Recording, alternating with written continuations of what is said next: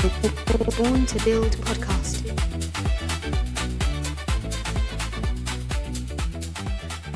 Welcome to Born to Build, conversations with the builders, founders, and pioneers driving change from the ground up, giving you the tools to build and grow your business. And my name is Sam, and today I'm joined by Brandon Bayman, founder of The Barn in George, a values-led grocer and eatery, bringing healthy, local, and ethically sourced food to the garden route community. Welcome, Brandon. Great to have you on the show. Excellent. Thank you. Thank you for having me. And it's an honor to be here today. Let's start with The Barn. When someone asks, what is The Barn? How do you describe it today? Did I do it any justice? That's a very loaded question. It's actually a difficult question to answer. So I really liked your summary of our business as a value-based retail store that strives to offer healthy food to our clients. I think probably the best way to describe us is we're somewhere between a convenience store / supermarket, but we're much smaller than a supermarket, bigger than a deli, but really strive to offer good food and a value-based offering to our customers. I'll take us back to 2022 when it all began. What problem do you set out to solve in George specifically that made you want to open The Barn in the first place? So I don't know that the heart behind it was a problem per se, more of a dream. I think the problem was more solved when we found this premises in the area we were looking for. In that there was nothing else like us anywhere near us. In fact, I think our closest retail store is about 10 k's away in a different suburb entirely.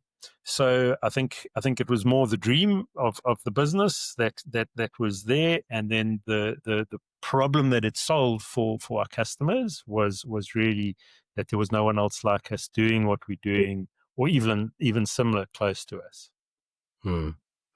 And just taking yourself back to, I guess, that early stage, 2022, what maybe even just that first week of trading, like what was that like? You're opening the doors, like what is going through your mind and what's happening? So it was. I mean, it's actually fun to think back to those times. I mean, it was so hectic. It was so much chaos. My history is I don't come from this business. I've been in warehousing businesses before. I've been in fast-paced businesses before, but I've never been in the food industry per se, and specifically not owning a retail store with the hospitality side of it. So there was a lot of unknown, a lot of I don't want to say chaos, a little bit of chaos, but a lot of unknown and a lot of juggling to get things done. I think probably, one of the most interesting moments was the day we opened up our store. That morning, our IT system crashed. Our pricing file was corrupted. I think one of the IT guys had done something incorrectly, imported a file incorrectly, and it corrupted our entire pricing file. So nothing could scan. We wouldn't be able to scan a product at the right price. It would scan the wrong product. So that was the first 2 days of trading. I was behind the tills with the cashiers. We were figuring out prices as we went along, but it was also an amazing opportunity just to actually meet every single customer that walked through our doors in the first 2 days of business.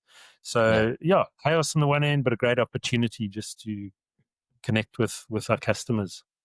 Was there quite an influx of customers? Had you done some kind of marketing and word spread already? So there was a great interest shown in our business. I think the location of our business, we were very fortunate to find this premises, and it's worked well for us. So it's on a very busy thoroughfare in the George area, on the outskirts of George. So just the process that we followed, we didn't have a massive budget for marketing in the beginning. We still don't have a massive budget, but had even less back then. But we were on a very busy road, and we had a very big signage structure in front of the building, and we used that to our max. So like first week we stripped the signage and we let it stand, and then the following week we did the structure, and then the following week we painted the structure, and that kind of went on for 2 or 3 months. And I think just what it did is it kind of built anticipation. Yeah, And cool. so by the time the signage had gone up, it was probably 6 weeks before we'd opened. And then by the time we'd opened, like everyone was saying, what is this place? What is the barn? So we were fortunate in that sense that we had generated quite a bit of interest around what we were doing on the building. And we spent a lot of time and effort and energy on the design and on the aesthetic of the front facade. So, yeah, it worked out in our favor. Yeah. Yeah. And I can see that kind of approach as well on the website. Even you can see that aesthetic. It really is beautiful. And that, Thank you. does so much to, I think, bring people, in as well. And it speaks to the quality of your product as well so much, right? Mm. And Yeah, so I think when I was researching this business, we'd like literally just been 2 years out of COVID, and I think I was still figuring out what this business even looks like. And one of the real questions you asked, well, I asked anyway, in terms of the retail space is, well, what about online? Like Checkers 60/60 had just started and was a great mm, success. I mean, it's even more of a success today. And you ask yourself, why would anyone come to the shops? And I think as people, as humans, we still like experiences, and mm, even around our shopping experience, so yes, you probably don't want to experience when you're buying dishwashing liquid or floor cleaner or drain cleaner or something like that. But when it comes to our food, it's a personal thing. It's an yeah, experience we want. It's something we want to enjoy. So the space, I think, is important. yeah. You're creating a space that is conducive to business, basically. And what is that? You're talking about the experience. So what is that experience that you're trying to, yeah, that Well, I you think want the customer to it's have? the whole thing, right? It's from you walk in the door, like just neat, clean lines, well packed shelves, well organized. But then I think it goes deeper than that. It goes to the people experience. It's like, do people greet you? Are they friendly? Are they smiling? Are they happy at their workplace?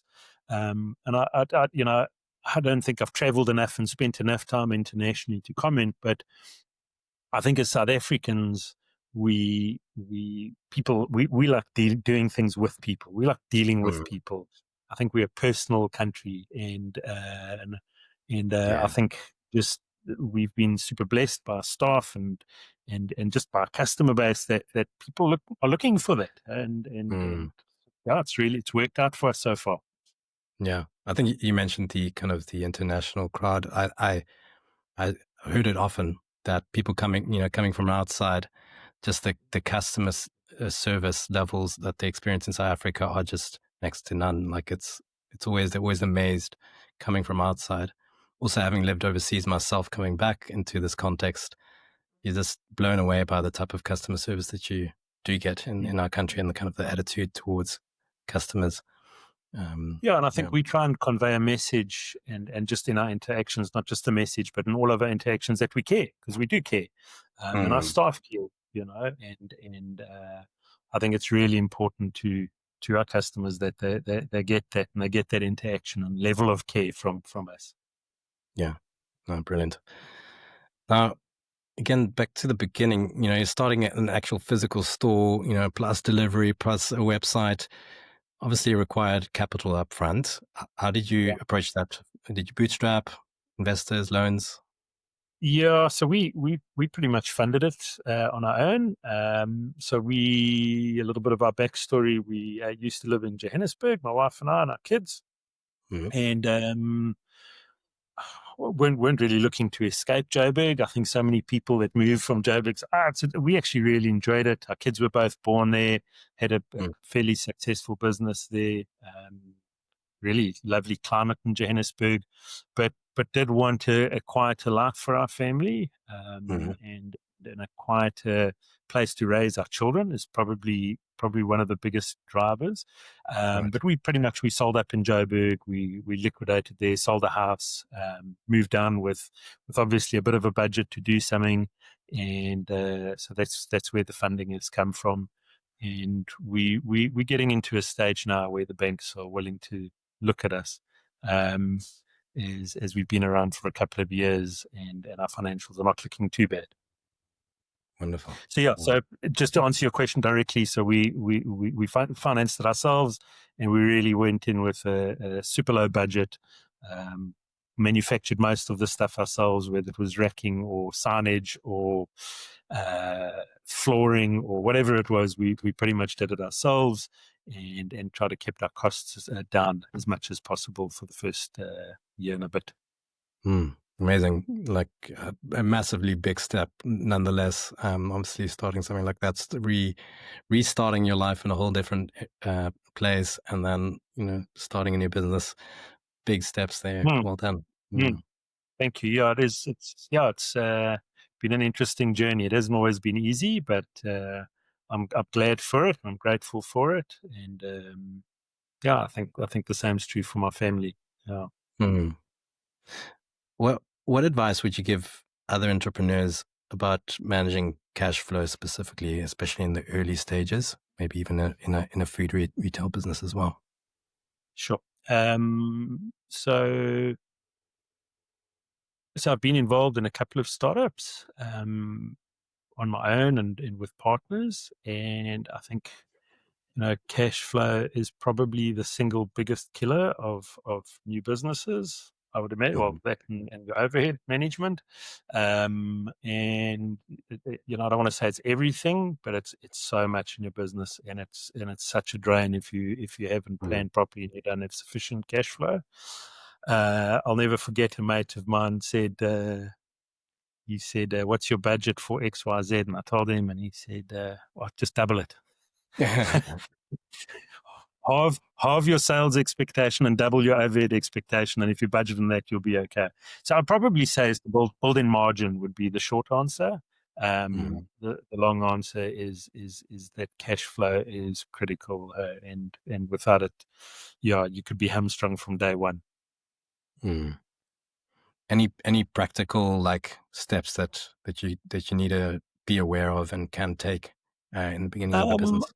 so I think for me, it is really just about I don't want to say being frugal, but it's really about watching your sense and making sure what you spend your money on, especially in the beginning days, is very well managed. And so really strictly managing your overheads, strictly managing all your expenses. I mean, still to this day, we're 3 years later, and I'm still the one that's releasing the funds, whether it's for purchasing cleaning liquids or buying stock or whatever it is. So it's really just a case of managing and managing very tightly. Yeah. Mhm. Talk us through a typical day in your life. What goes on behind the scenes to make things happen? Sure. So obviously we've grown quite a lot. Our staff complement has grown a lot. Right. I think in the early days it was open up in the morning, close up in the evening, 5, 6, 7 days a week, whatever it took. Mhm. But as the business has progressed, we as I said, we've really been blessed with our staff, and we've got a number of really really good staff members that care a lot for the business and are very trustworthy, so they can handle the opening and the locking.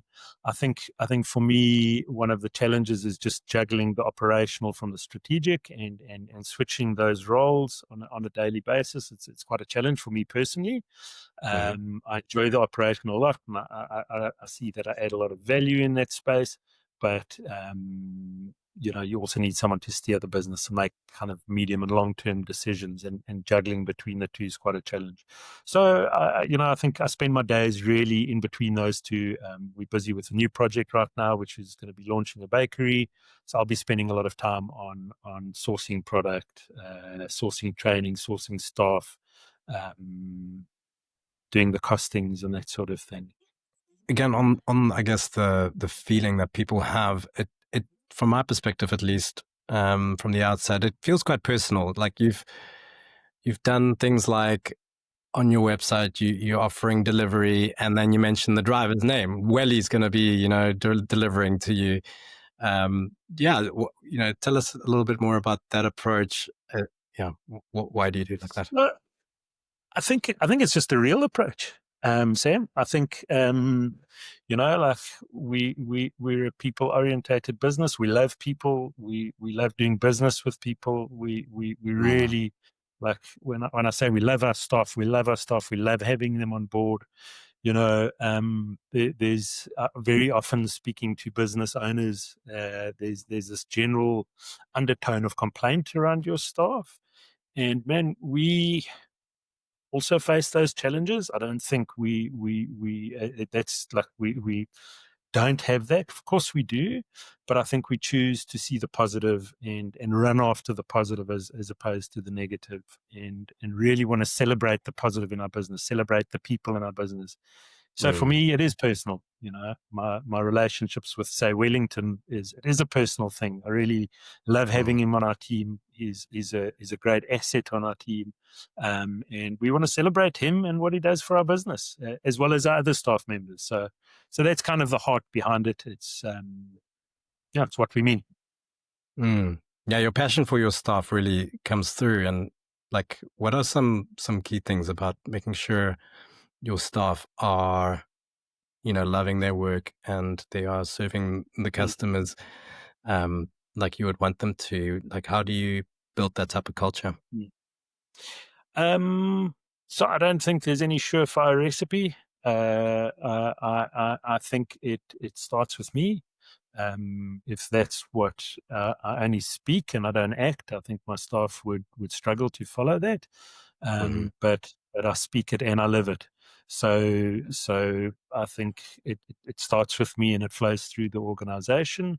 But yeah, as I said, I don't think there's a recipe for that.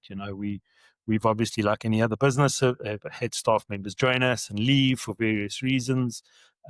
It's not that we all hired everyone and nobody's left ever, but we have got a very, very high staff retention rate. So it's I think it's just really about genuinely caring of what's in people's best interests. Yeah, brilliant. A little bit about the product and the customer experience. You promise healthy, local, ethically sourced food. So how do you, first of all, choose your suppliers to maintain really a high standard? Sure. Really good question. So when we launched the business and when we started identifying potential suppliers and where they came from, we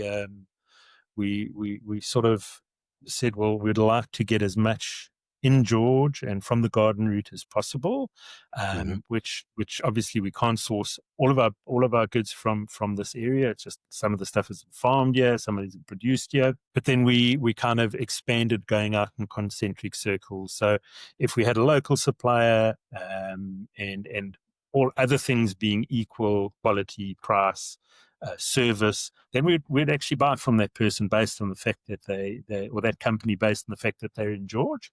But then just realistically, not everything we sell, I think we've got about 4,500 line items.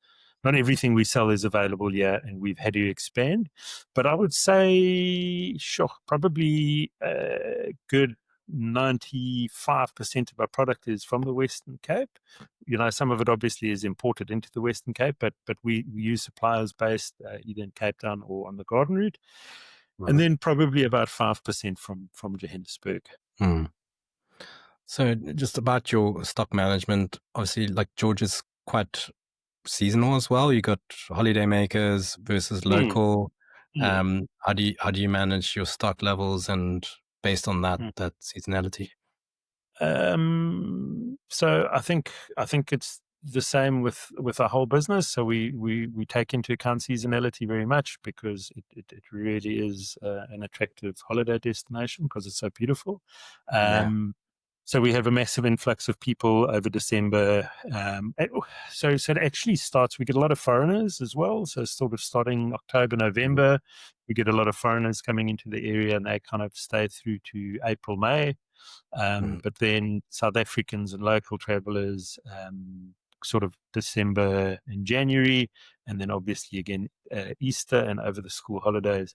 But the real influx is December and Easter. We'll stock up, we'll staff up, we'll really get busy. You'll get ready for a busy season, what we hope to be a good busy season.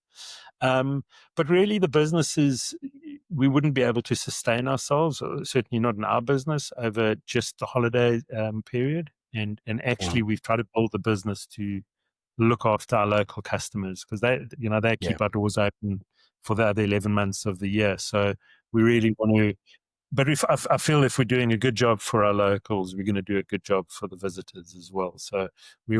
we want to hone in on our service, make sure we've got product available, stock available. Just going the extra mile for our day to days. What's been the hardest lesson so far as a founder? Obviously, you said you ran previous businesses as well, so you've got lots of experience. Um, yeah, what are some important lessons that you've learned along the way? Probably the hardest lesson is that I'm not Superman and I can't do it all. And like it's an ongoing lesson. It's not that I've learned it once and forgotten and like clicked onto this thing. Yeah, business of this nature. And as we've grown, we open 7 days a week, 12 hours a day. It's certainly for me, it's impossible. And it's actually, I don't desire to be here the whole time. I've got a young Mm, family and actually they're much more important than this business. But it's to realize that I've got like good, well-skilled people and people that I can trust and rely on, and let some things go. It's like a kind of trust journey that you're on, and trust that actually the business is in good hands when I'm not here. mm. Have you seen some real fruit from that as well? Like when you have handed something over, tell us a little Yeah, story of that. absolutely. So we live, I mean, in the day and age, and like everyone speaks about it, and it's work-life balance, and I almost like don't like speaking about it because it's a bit of a like a catchphrase these days. But but but really, like there is truth behind it as well, and Mm, the fruit in my life as well as the fruit in the individual's life who's been given the trust and seeing them mm, grow within themselves. So yeah, there's been definite fruit on both sides when I've been able to hand over something and move on, kind of thing. Yeah. yeah, yeah, and that's quite important as well to see how that empowers other people as well, right? When you let Yeah. go of stuff, it actually empowers them too. It's not just about you getting freed from things, but actually it adds growth in their life as well. Yeah. Absolutely. And Mm, yeah, and then knowing that what, the business is probably not going to fall to pieces overnight.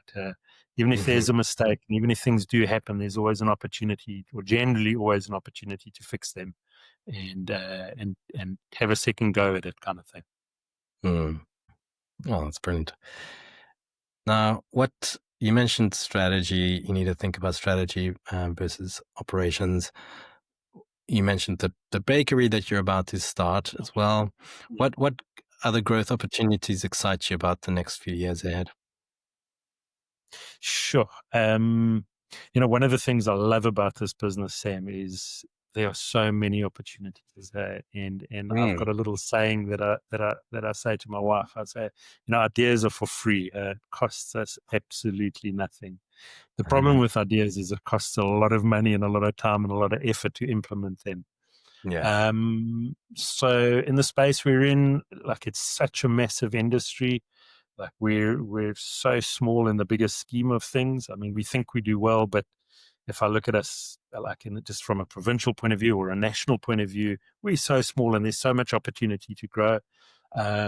Mm, So I definitely, our heart has always been is to scale this business. So mhm. we've started with the barn 1.0, as we call it, and we trust and hope that there's going to be a barn 2.0 and 3.0, and who knows how many in the future. But that's definitely where we would like to see the business go to, Mm. if all goes well. Yeah. Do you think there might be franchising opportunities later down the line, or do you think you're gonna keep it? Yeah, I don't know. I don't know. I think a business, certainly from my perspective, this business is very personal, and I Mm, think I'd certainly be open to it. But I think it does like depend on the operator and the individual that would be keen on putting something like this in. mm, Um, I think we're open to the opportunities. I think is probably the best way to put it. And I think location is such a key part of this business, mm, and I think part of that key is also having the right operator. yeah. So yeah, hopefully there will be more of us. Yeah. Awesome. Now, for someone wanting to start a values-led food business as well, what are some moves that you tell them to take initially? So I think there are like several keys, certainly in our business and in my life. So I think the first key is my faith, and who I look to as my provider. Mm-hmm. And without him, none of this would be possible. So I think the first value is pray, pray, and pray some more. And that's Oh, certainly, awesome. yeah, true in my life. And then I think something that you enjoy. I had a business partner when I was in my early 30s, actually a Cape Townian, and he had this saying. Incidentally, I didn't really enjoy working in that business, but he had this saying, um, because I enjoy what I do, I haven't worked a day in my life. Like in my younger days, are you crazy? I like work is such a mission. I don't like doing this, but I think there's a bit of truth in that maxim. Like if you enjoy what you do, if you're passionate about what you do, there is strife, there is work, and that's real. But it's that strife is easily overcome when you have a passion about what you're doing. So I'd say those two are probably big keys for me. Brilliant. What's the best small investment you've made in the barn?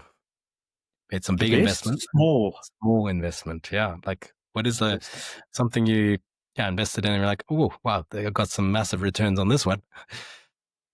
Yeah, they feel like they're all massive investments. I would, I would say, probably like nothing jumps to mind, to be honest. But probably where things have been provided to us. So we had a local farmer. We were busy opening up. I told you the story about the branding up front and our signage up front, and he stopped off and he said he'd like to put a fridge with his product in. Yeah. So we were like, yeah, okay, we don't really know you. We don't really know your product, but yeah, okay. And it turns out like they're probably one of the biggest exporters of their product in the country.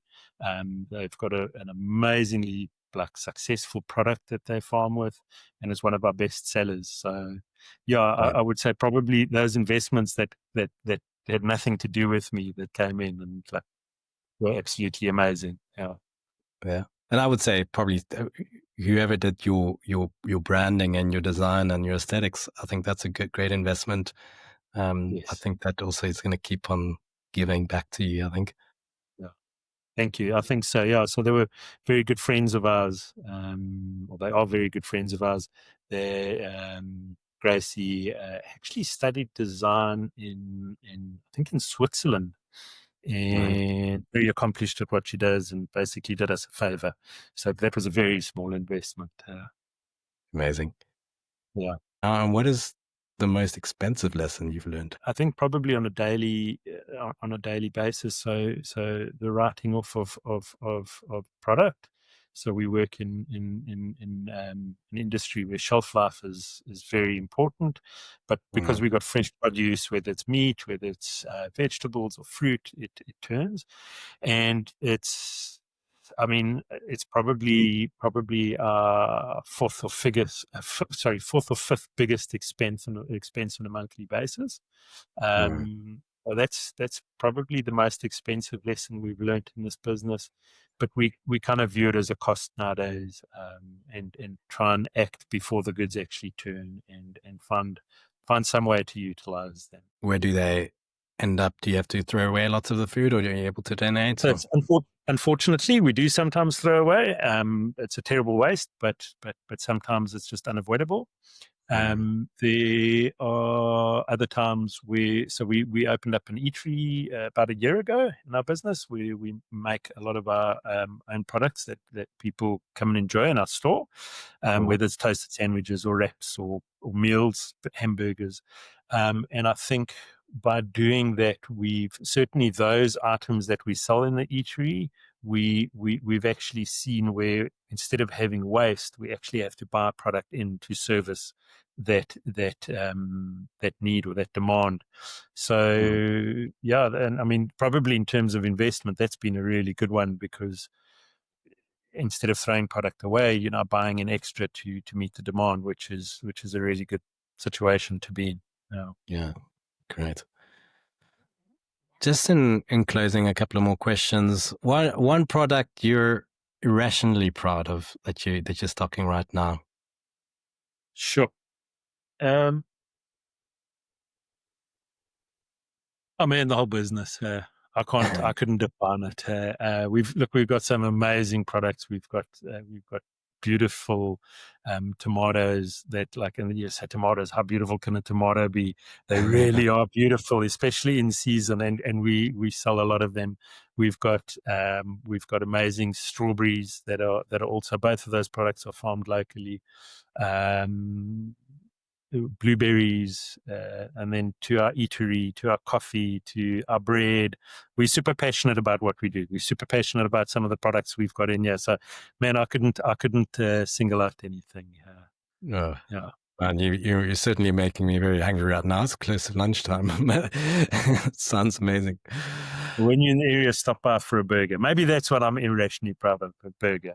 We launched, as I said, an eatery at the end of last year, and part of that has been like a smash burger range, which just full of goodness, grass-fed beef, just locally sourced produce. We make our own brioche buns, and we think it's just a great meal.